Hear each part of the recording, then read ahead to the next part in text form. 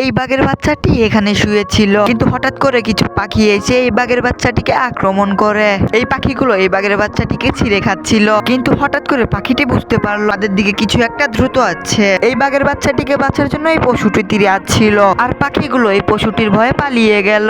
এই পশুটি বুঝতে পারলো যে এটি বাঘের বাচ্চা। তার সাথে থাকা পশুটি ব্যাপারটা চেক করতে যায়। সে বাঘের বাচ্চাটিকে ভালো করে চেক করছিল। এই ছোট্ট পশুটি বাঘের বাচ্চাটির মুখ খুলে বুঝতে পারলো যে এটি বাঘের বাচ্চা, তাই সে ভয়ে লাফ দিয়ে ওঠে আর পালাতে শুরু করে। আর এই বড় পশুটিও তার সাথে দৌড়াতে শুরু করে। এরা এখানে অনেক ভয় পাচ্ছিল, আর হঠাৎ করে বাঘের বাচ্চাটি জাগনা পেয়ে গেল, আর এরা এখানে অনেক ভয় পেতে শুরু করলো। এই পশুটি উঠে দাঁড়াতেই তারা ভয়ে এক জায়গায় দাঁড়িয়ে পড়লো, কিন্তু তারা দেখতে পেল এই বাঘের বাচ্চাটি অনেক হতাশ মনে বসে আছে। তাই তারা তার সাথে কথা বলার চেষ্টা করে, কিন্তু বাঘের বাচ্চাটি যেন কোনো কথাই বলছিল না। কিন্তু হঠাৎ করে বাঘের বাচ্চাটি কিছু যেন বলে ওঠে, আর বলতে লাগলো, আমার জীবনে হয়ে যাওয়া প্রত্যেকটি মুহূর্ত আমার সারা জীবন মনে থাকবে।